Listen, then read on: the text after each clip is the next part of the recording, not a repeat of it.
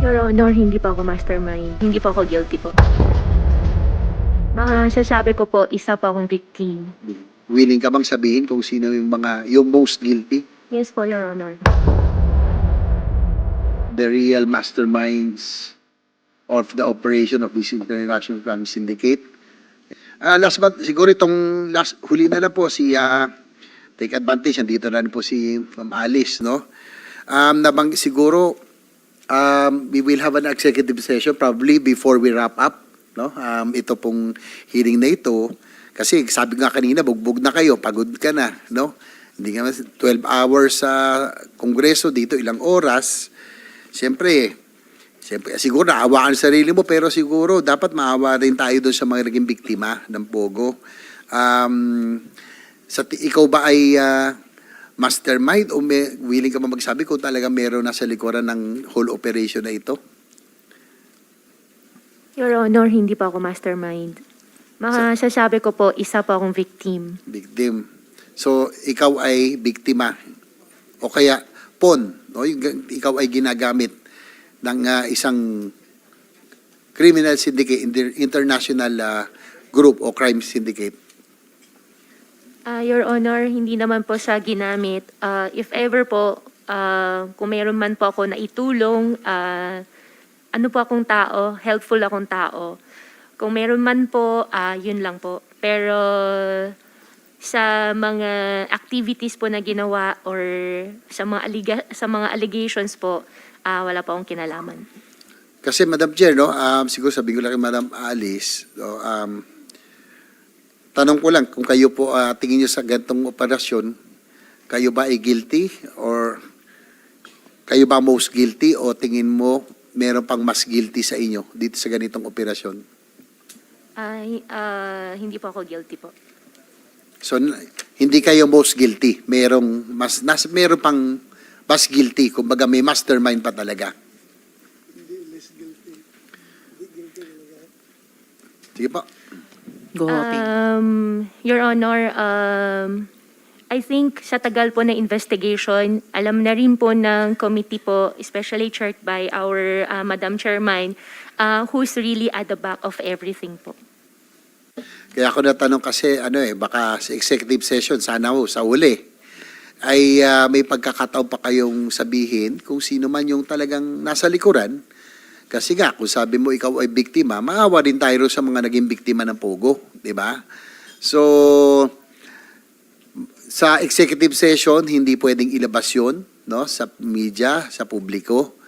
Maintindihan namin kung ikaw ay natatakot, no? Dahil international crime syndicate po ito, natatakot ka para sa buhay mo.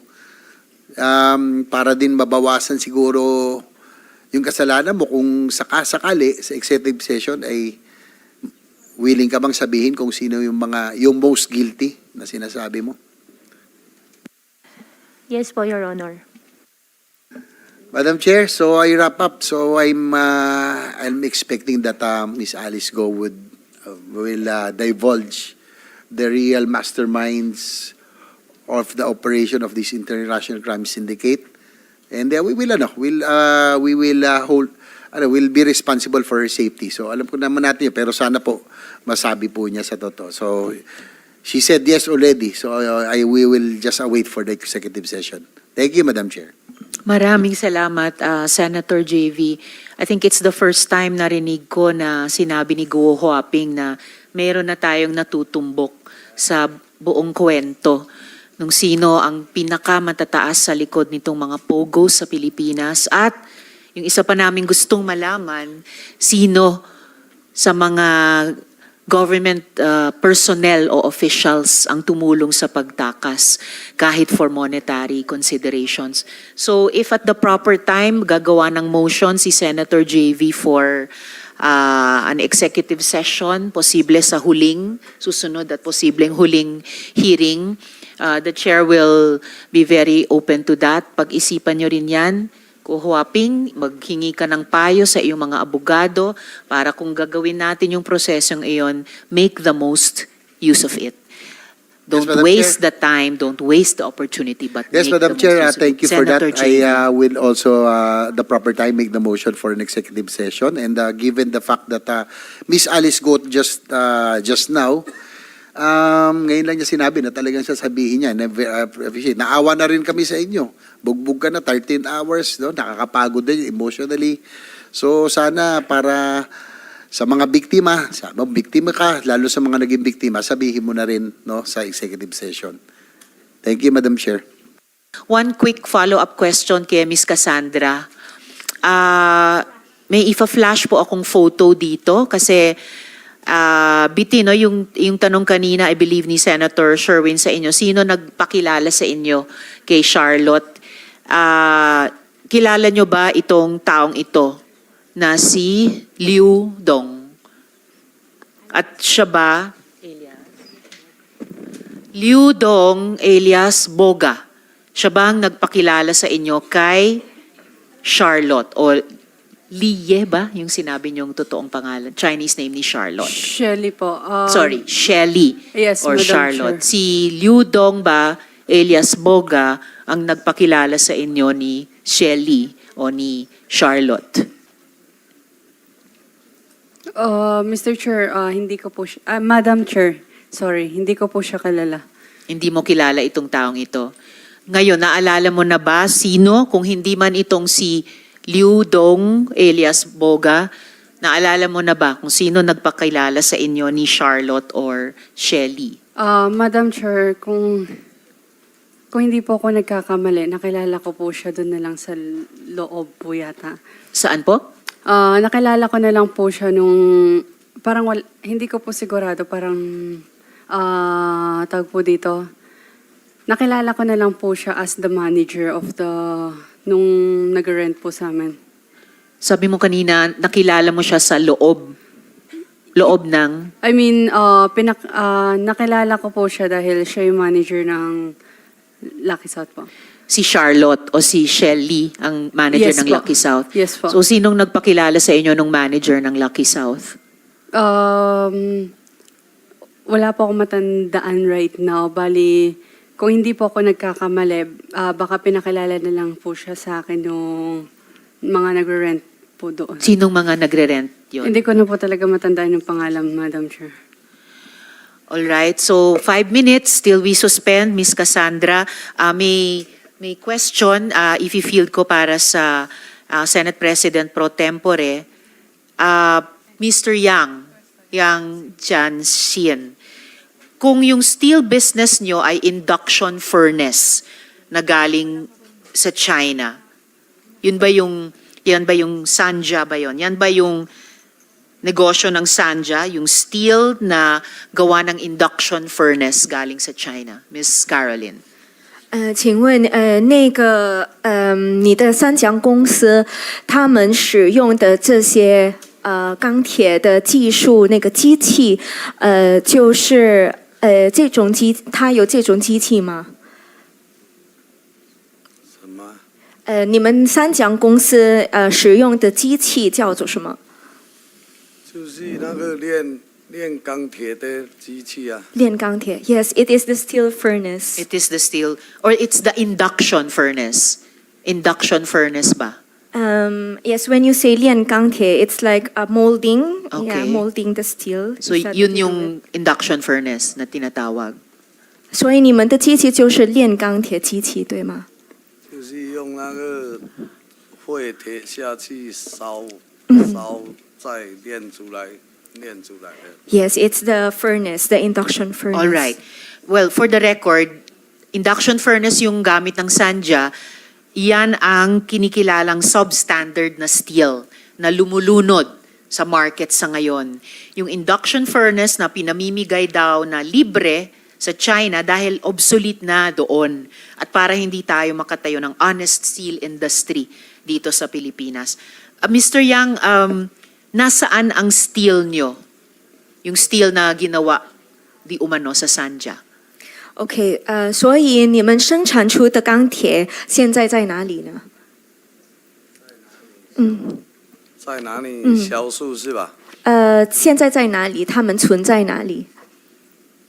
生产的钢铁是吧？是的。在那个达古兰三家的仓库里面呢、三家厂里啊。So the manufactured steel right now are kept in the warehouse. Saan yung warehouse? 那个仓库在哪里就是在三家的工厂里面呢、？So it's inside the factory of Sanja. Inside the factory of Sanja. Where is the factory of Sanja located? 三家的工厂在哪里？在那个达古兰的那个经济开发区里面。达古兰是什么地方？开发区。达古兰达古兰 ，It's in Dakuran. Dakuran. 那个经济开发区吧。Like the economic development area. Sorry, Miss Caroline, pakiulit. It is in Dakuran Economic Development Area. In the Dakuran. Takuran? Dakulan. Takuluan. Tagoloan Yeah. Economic Development Area. I heard another name, is it called FIVIDEC? Oh, PPT. FIVIDEC. Oh, PPT. Sino po nagbigay ng permit sa inyo na mag-stock ng steel ng Sanja sa FIVIDEC? 所以您把这些钢铁存在你们的仓库，谁给你们这个许可证？我们都有许可证啊，全部有啊，手续都完整啊。所以这个存在仓库的钢铁哪里得到的许可证？哪里得到的？我不明白，就是说什么存在仓库的许可证啊？就是你们如何把这些钢铁存在你们的仓库里面？我们生产出来，如果没有卖出去，就放在那边啊。所以你们的许可证是哪里得到的？许可证这个就是我们有申请啊，这些不是我去申请的，是那个我们三家的那个有在做这个去负责申请这些办手续的工人啊。Yes, Miss Caroline. So it's already included in all the permits that we have. Even the warehouse permit, it's also included there. No, Sanja is a private company. FIVIDEC is a government facility. Sinong nagbigay ng permiso sa inyo na ang private steel ng Sanja ay pwedeng i-stock dun sa government facility ng FIVIDEC? Sino yung padrino doon? 所以你们在这个 FIBIDEC 这个仓库，您知道这个 FIBIDEC 的仓库吗？这个是政府拥有的这个地方，所以谁给您这个许可证，让你们把您的公司的钢铁存在这个仓库里面？因为我们三家是给 BBD 租那个地来建的啊，我们三家的工厂嘛，是给那个 BBD 的这个开发区里面租地来建三家工厂的。Yeah, because this area by FIBIDEC is the one that we rented, so that's why we are allowed to put in our products there. No private company can rent a government facility, ganyan-ganyan lang. Sinong kausap nyo sa FIVIDEC para pumayag na i-rent nyo yan or basta ma-stock nyo ang steel produce ng Sanja sa FIVIDEC? Sinong kausap ninyo? Sinong kausap ng Sanja sa FIVIDEC? OK， 所以你们在 FIBIDEC 的联系人是谁？啊， FIBIDEC 的联系人，我们都是那个一个叫东海的那个，他懂得英文的那个，在跟 BBD 的在联系啊，他叫什么？叫东海。东海，你叫做东海。The name of the person that I'm communicating with in FIBIDEC who knows how to speak English also, it's called 东海。 Tonghai. Chino siya o Filipino siya? 他是哪国人？ Madam Chair, 中国 if I 人 may, Yes, Senator De La Rosa. maybe next hearing, Madam Chair, can we invite the how's that, the manager or the chairman of PBDIC to give us enlightenment on this. Baka parang locator yung ginagawa nila, parang locator yung mga kumpanya dyan sa loob. Alright. Tanungin natin, Madam Chair, imbitahan natin. Sino po ang manager o chair na ngayon na ating iimbitahin? Comsec, Noon, please. alam ko, retired general yan eh. Retired general ng Armed Forces, pero I don't know ngayon kung sino nang bago. Alright. PBDIC. We Thank will you, do Madam. that, Senator De La Rosa. And before I recognize the majority leader, two matters urgently. Mr. Yang, iimbitahin namin next hearing yung manager or chair ng FIVIDEC, either retired general or kung sino ngayon ang manager o chair, dahil sa tingin ko rin, siya yung kausap nyo para makapag-stock ang isang private company sa isang government facility. And then, sa pending matter ng executive session, actually, we have a room available, pero pumasok din yung request ng counsel ni Guo Huaping na si Attorney David, who is also a resource person na sa next or last hearing na lang. So, kaming, and Madjo, just to update you, kaming mga members ng committee, ready kami to go into executive session now. We have a room available, but in a way, it's also partly your call, no? Handa ka na ba ngayon or sa susunod na hearing pa? Pero ngayon na sana, Miss Alice, Guo Huaping, ako naniniwala ako sa timeliness ng mga bagay-bagay. If I may, yes, kung maaari po, Majority Leader, I'd just like to make a brief closing remark before we suspend, and then unless may violent objections, mag-move into executive session na po tayo. Tony Yang, alias Antonio Maestrado Lim, real name Yang Jianqin, has made many stunning revelations. He admitted that he is a Chinese national who co-opted a Filipino identity to establish businesses here. He admitted that he was born in China, thus admitting that his Filipino birth certificate is fake. He admitted to having no boss and being the boss of his businesses. Ang problema, at least one of those businesses involves a POGO connected to Bamban with its own slew of illegal activities. Hindi lang negosyo ang patagon nilang tinatayo dito, sindikato. And it's not only Filipino identities they have co-opted, unti-unting lumalabas sa hearings natin na pati mga opisyal at institusyon ng gobyerno ay unti-unti nilang napapas sa kamay.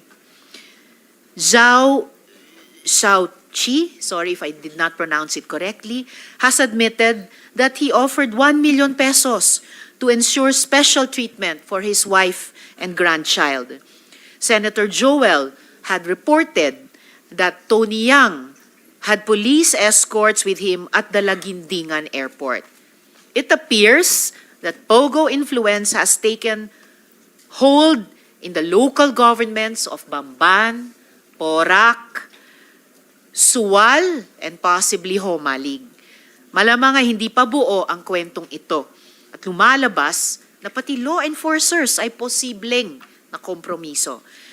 This creeping invasion must be halted. Nagpanggap kayong Pilipino at ginawa niyong pugad ng krimen ang bansa namin. Pero hindi niyo kami kilala. Hindi kami papayag po dito. I had a hope that this would be the last hearing, but there are revelations that warrant further investigations and individuals whose side needs to be heard. In the interest of fairness, General Acorda will be invited to the next hearing. Again, Ms. Sheila Guo, your contempt citation is lifted.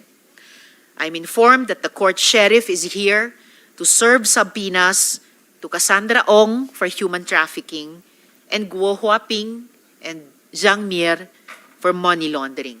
The OSAA is instructed to extend the necessary assistance.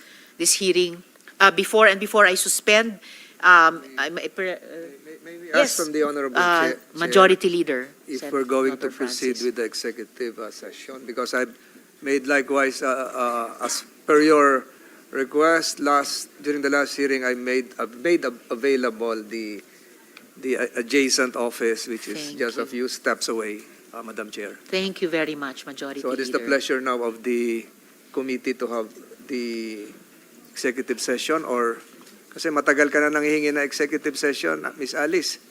Tuloy na ba ngayon? Gusto ng komite, what say you? Your Guo Honor, Huaping? Madam Chair, I'm very thankful po for the opportunity po. However po, gusto ko po sana kasama po yung council ko po, yung league council ko po sana. Request ko lang po. So sa next and Opo, possibly next po. last hearing na lang Opo. natin. Wala ba Wala dito yung lang. council mo? Di ba Wala ba may- yung council nyo Sino rito? yung Wala po. kinoconsult mo kanina? Nasa Cebu po sila, darating po sila sa Thursday po. Sino yung kinakausap mo sa likod mo? Ano Si Attorney Ko, hindi nyo ba counsel? partners po. Opo. Sinong Oh, counsel? council pa niya. Ni-request ko po si Attorney Stephen po, tsaka si Attorney Avisado po. Attorney Avisado and Attorney Stephen David po. Attorney David. Madam Chair, Senator let us De La Rosa. inform the resource person that whatever will be taken up during the executive session, hindi namin yan ilalabas. Hanggang sa committee lang yan. Kaya huwag kang mag-alala. Hindi ka namin dito, hindi kami mga traidor. Kung ano na pag-usapan doon sa loob, sa amin lang yan for the consumption of this committee. Kaya huwag kang mag-alala. Then, I'm worried kung bigyan pa natin ng next chance, Madam Chair, baka lalala yung sakit niya, magkakaroon ng medical reasons na hindi na magdating dito. So, mas mabuti ngayon na, nandito na tayo. Baka mamaya, busy na tayo sa budget deliberation, Madam Chair. Next week, wala na. So, let us use this opportunity. The That's chair all, Madam adds Chair. her advice to that of Senator De La Rosa. Guo Huaping, napapanahon na eh. Nandito na yung lugar, ni-reassure kayo muli ni Senator De La Rosa nung assurance ng komite tuwing gagawa kami ng anumang executive session. I will really advise you to take advantage of this moment. At kung may bitin pa or nagtyaga nga kami sa mabagal na translation with resource persons na sa tingin naman namin nakakaintindi naman. You may ask Attorney Ko and your other counsels here present to consult with Attorney David kung may tanong ka during the executive session. But I really advise you to take advantage of this opportunity And Madam Chair, today. Madam Chair, Majority Leader. Kung masama ang pakiramdam niya, yung office ko katabi lang yung clinic eh. Pwede rin natin pa-assist sa'yo, Miss Alice, yung mga doktora at doktor doon. Opo. So muli, anong say nyo, Guo Huaping? Madam Chair, okay lang po na makausap ka lang po saglit si Attorney Stephen David po. Please do that. Opo.